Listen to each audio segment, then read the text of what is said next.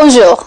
Si je vous dis que cette cheminée ici a été formée soudain et par chance, est-ce que vous y croyez? Si je vous dis par exemple, juste ici, il y avait du sable, du caillou et un peu de pierre, tous dispersés par terre, et soudain, il y a eu du vent qui est entré par la fenêtre, il a commencé à pleuvoir, un orage a ramassé tout et il y a eu des éclairs dans le ciel. Et voici enfin, cette cheminée s'est formée ici soudain, juste ici dans la maison et par chance. Est-ce qu'une telle histoire vous semble vraiment logique? Je ne crois pas du tout. Je suis sûre que même un enfant de 5 ans n'allait pas croire à une telle histoire.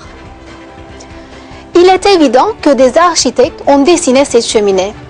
Puis des ouvriers de construction ont travaillé dessous pendant des heures. Vous en êtes sûr? Vous savez bien que ce n'est pas logique du tout qu'une cheminée comme ça soit formée ici par accident.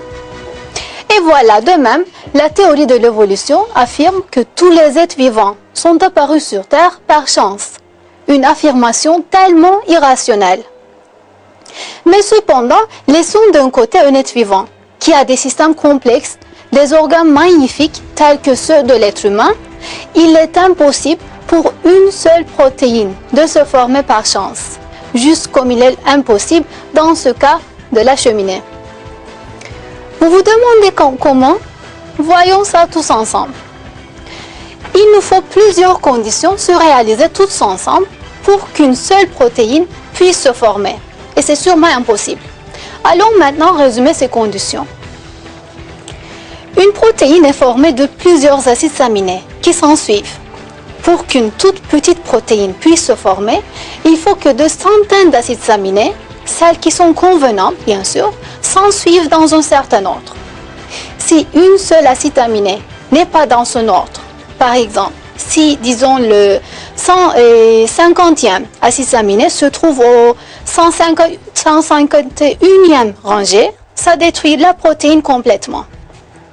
Deuxièmement, il existe deux types d'acides aminés dans la nature, gaucher et droitier. Une protéine doit absolument se former d'acides aminés appelés gauchers. Si une seule droitier adhère à la protéine, celle-ci devient inutile. Et enfin, troisièmement, les acides aminés sont liés les unes aux autres avec une liaison chimique appelée la liaison peptidique. Si les acides aminés sont liés avec une liaison autre que la liaison peptidique, ça détruit encore la structure de la protéine. Regardez, savez-vous combien serait la probabilité de se réaliser d'une seule de ces trois conditions? Les scientifiques ont calculé ça et ils ont trouvé un nombre astronomique. Regardez, ils ont trouvé 1 sur 10 à la puissance 950. Oui, c'est la probabilité pour qu'une simple protéine puisse se former par chance. Et alors, essayons maintenant d'imaginer combien grand est ce nombre. Voyons ça maintenant. Pour pouvoir écrire un nombre pareil, vous devez mettre 950 zéros à côté du nombre 1. Regardez, je commence à l'écrire. Je mets le 1 et je commence à mettre des zéros. Je mets 1, 2, 3, 4, 5, 6, 7, 8, 9. Et maintenant que je ne nie que 9 zéros, j'ai obtenu un nombre astronomique comme 1 milliard. Et imaginez alors qu'est-ce qui sera ce nombre, combien il sera grand ce nombre si j'avais mis 950 zéros tout à côté.